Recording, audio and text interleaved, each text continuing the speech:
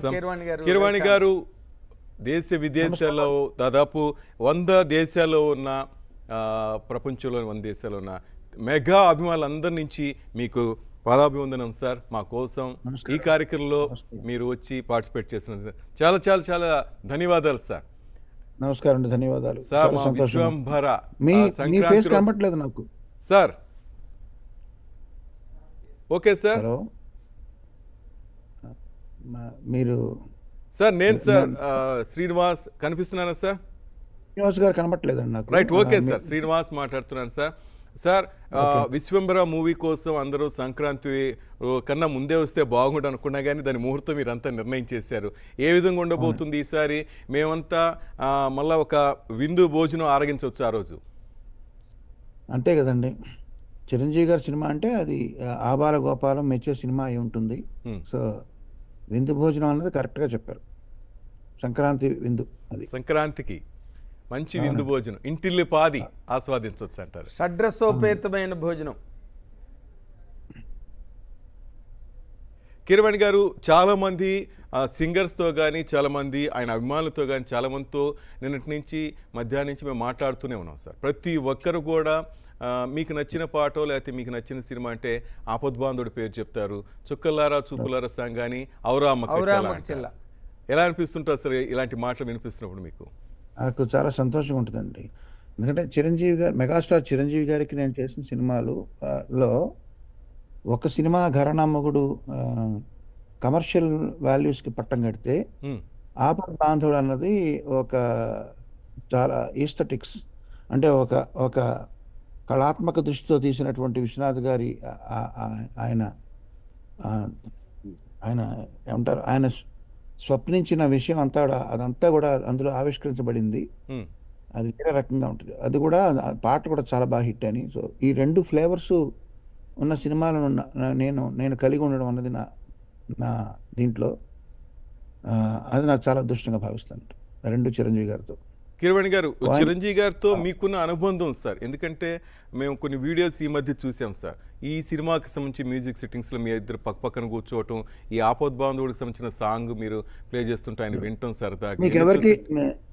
మీకెవరికి తెలియనిది ఏంటంటే సార్, ఘరానా మొగుడుకి పనిచేస్తున్న టైంలో, ఇంకా సినిమా రిలీజ్ అవ్వక ముందర నేను ఒక ఆర్డినరీ మ్యూజిక్ డైరెక్టర్ అండి, అప్పుడే అప్కమింగ్ బడ్డింగ్ మ్యూజిక్ డైరెక్టర్ నేను.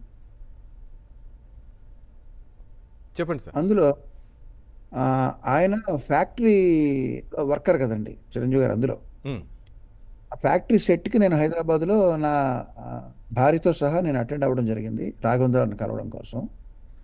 అప్పుడు చిరంజీవి గారిని పరిచయం చేశారు. అక్కడ పరిచయం చేసినప్పుడు ఆయన స్టేచర్కి ఆయన నాకు ముఖ్యంగా నా భార్యకి నమస్కారం అమ్మా రండి కూర్చోండి అని చెప్పి ఆయన పలకరించిన విధానం, నేను అంటే అంతకుముందు చాలామందిని చూశాను కదండి నేను. సో అది అసలు నాకు ఎక్స్పెక్ట్ చేయని విషయం, చాలా ఆశ్చర్యం కలిగించిన విషయం. ఎంత డౌన్ టు ఎర్త్ ఉంటారా, ఎంత మెగాస్టార్ ఇలా ఉంటారు, ఎంత మర్యాదగా పలకరిస్తారా అని ఫస్ట్ ఇంప్రెషన్ అనమాట చిరంజీవి గారితో. అప్పటి నుంచి ఇప్పటి వరకు కూడా ఆ ఇంప్రెషన్ ఇంకా పెరుగుతూనే వచ్చింది, కానీ మేరు పర్వతం లాగా. అది మాటలో చెప్పలేం.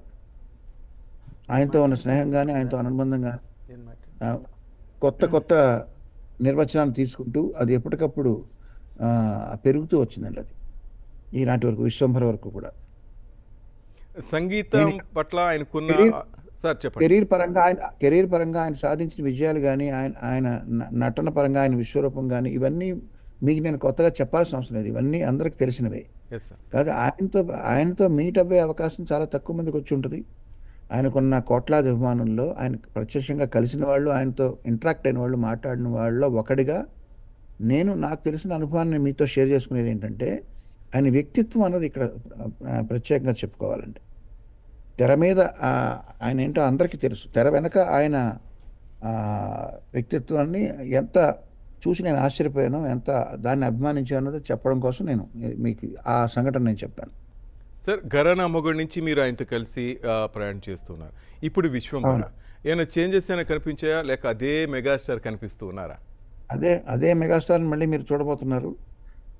సో ఘరానా మొగుడులో ఎంత మీకు ఎంటర్టైన్ చేశారో అదే రకమైన ఎంటర్టైన్మెంట్ మీకు ఉండబోతుంది. అంతకుమించి నేను స్టోరీ రివీల్ చేయకూడదు కాబట్టి ఇది కంప్లీట్గా ఎంటర్టైనర్ అండి.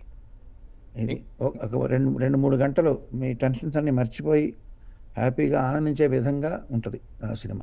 దానికి తోడు మీ మ్యూజిక్ కూడా తోడవుతుంది కదా సార్ ఆయన ఎంటర్టైన్మెంట్తో గట. మ్యూజిక్ డెఫినెట్గా దానికి తగ్గట్టుగా కష్టపడాలి కదండి. So Right. ఆ పనిలోనే ఉన్నాం మేము. సో యాక్టర్గా ఓకే సార్ మీరు చెప్తున్నారు. అలాగే ఇంకా చారిటబుల్ ట్రస్ట్ అంటూ ఆయన తన మానవత్వం చాటుకుంటూ ఉన్నారు సార్. ఇవన్నీ చూస్తుంటే ఏమనిపిస్తుంటుంది సార్ మీకు?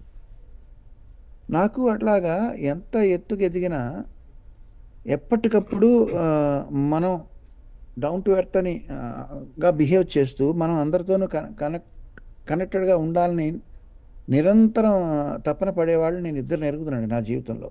ఒకటి బాలు గారు, రెండు చిరంజీవి గారు. ఎందుకు నాకు బాలు గారిని చూస్తే చిరంజీవి గారు గుర్తొస్తారు, చిరంజీవి గారిని చూస్తే బాలు గారు గుర్తొస్తారు. అంటే వాళ్ళు సాధించిన విజయాలు కానీ వాళ్ళ ఎదిగిన ఎత్తు కానీ అది ఎవరెస్ట్ శిఖరం లాంటిది. Yes sir. అందుకని కంపేర్ చేస్తున్నాను. అండ్ వాళ్ళ టైం స్పాన్ కూడా చాలా ఎక్కువ. ఎప్పటి నుంచో ఉన్నారు ఇద్దరు కూడా. ఇప్పుడు బాలుగారు ఇప్పుడు దురదృష్టవశాత్తు మన మధ్య లేరు. బట్ ఇద్దరిలో కూడా నేను కామన్గా గమనించింది ఏంటంటే హంబుల్నెస్ అండ్ ప్రతి వాళ్ళని కూడా ప్రేమించి వాళ్ళతో చాలా సాధారణంగా మాట్లాడడం, వాళ్ళతో ఇంటరాక్ట్ అవ్వడం అన్నది అది ఎక్కడ చాలా రేర్గా కనబడే విషయం అండి. సక్సెస్లు కానీ ఫెయిల్యూర్ కానీ అందరికీ వస్తుంటాయి పోతుంటాయి. చాలామంది వచ్చారు ఇండస్ట్రీలో. బట్ ఈ అరుదైన ఈ లక్షణాన్ని ప్రాక్టీస్ చేసే వ్యక్తిగా నాకు చిరంజీవి గారు బాగా తెలుసండి ఇప్పటికీ కూడా. ఒక మాటలో చిరంజీవి గారికి చెప్పాలంటే సార్? ఒక్క మాటలో చెప్పాలంటే గొప్ప స్నేహితుడు అండి ఆయన. బా సూపర్. మా అందరికి అన్నయ్య, మీలాంటి వాళ్ళకి స్నేహితుడు. స్నేహానికి ప్రాణం ఇస్తారు. గుడ్. ఆ స్నేహం అన్నది మనుషులతో కావచ్చు, జంతువులతో కావచ్చు, ప్రకృతితో కావచ్చు, లేదా ఆయన నమ్మిన సిద్ధాంతాలతో కావచ్చు. ఎందుకంటే స్నేహం అనేది ఒక మనిషిగా పుట్టిన వాళ్ళకి చాలా అవసరమైన విషయం. అది చాలాసార్లు మనం జంతువుల్లో కూడా అది గమనిస్తుంటాం. సంఘీభావంతో ఉంటుంది. స్నేహంగా లేకపోతే ఏది కష్టం అండి. ఆ స్నేహం కొరబడినందువల్లే దేశాల మధ్య యుద్ధాలు కూడా, లేదా కమ్యూనిటీల మధ్య యుద్ధాలు కానీ, దేశాల మధ్య కానీ, ప్రాంతాల మధ్య యుద్ధాలు ఎందుకు జరుగుతాయంటే స్నేహభావం లేక, అది కొరబడినందువల్లే. సార్ మంచి విషయం చెప్పారు సార్. తీసిపారేసే విషయం కాదండి స్నేహం అనేది. స్నేహానికి మనవాడికి అద్భుతం సార్, అద్భుతం. కీరవాణి గారు, కీరవాణి గారు, దాదాపు 100 దేశాల్లో ఉన్న అభిమానులంతా వెయిట్ చేస్తున్నాం మీ నోట చిరంజీవి గారి పాట వినాలని. విశ్వంభర్లో పాట వినిపిస్తానండి. దానికి టైం ఉంది ఆ కాబట్టి. కోరిక ఉంటుంది కదా సార్, కానీ అది మీ ఇష్టం. ఏంటంటే అభిమానులందరికీ ఉంటుంది కానీ ఈ జూమ్ కాల్లో నేను ఒక్కడనే నాకు కనబడుతున్నాను, మీరెవరు కనబడట్లేదు. అందరూ కనిపిస్తుంది. మీరు ప్రపంచవ్యాప్తంగా కనిపిస్తున్నారు సార్. కాస్త లెఫ్ట్ టర్నింగ్ ఇచ్చుకోండి, కాస్త రైట్ టర్నింగ్ ఇచ్చుకోండి అనలేకపోతున్నాను నేను. ఎస్, గరణమ్మ కూడా అదే కదా అన్నయ్య డైలాగ్. అది ఏది కొంచెం ఫేస్ లెఫ్ట్ టర్న్ అలా అందాం అనుకున్నాను మిమ్మల్ని, కానీ మీరు నాకు కనబడట్లేదు. Right sir. నేను లెఫ్ట్ కి రైట్ టర్నింగ్ ఇచ్చినా అన్నయ్య కనిపిస్తారు సార్ నా వెనక. అవునండి. ఎస్, 12 గంటల నుంచి లైవ్ మారుతాను సార్, నాన్ స్టాప్ చేస్తున్నాం. అభిమానులంతా ఈ లైవ్ లో పాల్గొంటున్నారు సార్. వాళ్ళంతా వెయిట్ చేస్తూ ఉన్నారు సార్. Please sir. చుక్కల్లారా చూపుల్లారా ఎక్కడమ్మా జాబిలి, మబ్బుల్లారా మంచుల్లారా తప్పుకోండే దారికి, వెళ్ళనివ్వరా వెన్నెలింటికి, విన్నవించరా వెండి మింటికి, జో జో లాలి జో జో లాలి. కీరవాణి సార్, అందరికీ చిరంజీవి Thank గారి you very అభిమానులందరికీ కూడా ధన్యవాదాలండి. అందరికీ కూడా శుభాకాంక్షలు. విశ్వంభర సినిమాతో సంక్రాంతికి మీ ముందర మళ్ళీ మేము అందరం టీం ముందర కలవబోతున్నాం. రైట్. థ్యాంక్ యూ మీతో సార్. పాటు సంతోషాన్ని పంచుకోబోతున్నాను. Keeravani sir, thank you very much. కోట్ల మంది మెగా అభిమానుల తరపున మీకు పాదాభివందనాలు సార్. ఎందుకంటే మేము చేస్తున్న ఈ కార్యక్రమంలో మీరు భాగస్వామ్యం, అందరికీ ఒక స్ఫూర్తి చెప్పారు. ఒక మంచి మాట చెప్పారు. చిరంజీవి గారిలో మీకు నచ్చే విషయం ఏంటంటే స్నేహం అన్నారు. ఇంతకన్నా ఏం కావాలి సార్? అలాంటి వ్యక్తి గురించి మీరు చెప్తుంటే, మా అన్నయ్య గురించి మీ నోట వింటుంటే మాకు ఇంకా చాలా ఆనందంగా అనిపిస్తూ ఉంది సార్.